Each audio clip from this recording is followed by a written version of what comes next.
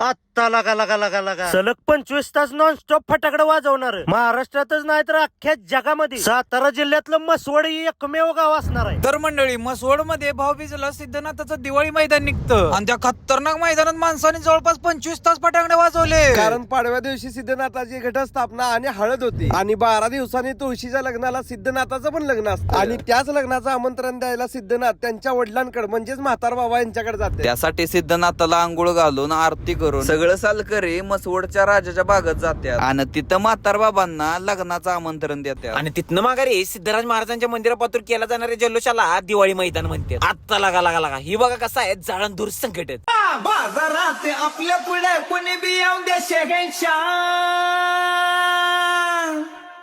आपण बादशाह ओरिजिनल बादशाह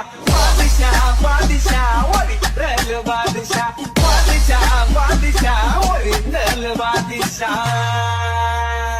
आणि ह्या वर्षी जवळजवळ 25 तासानं म्हणजे भाऊबीजेच्या दुसऱ्या दिवशी संध्याकाळी 5 वाजता दिवाळी मैदानाचा रेकॉर्ड ब्रेक शेवट झाला.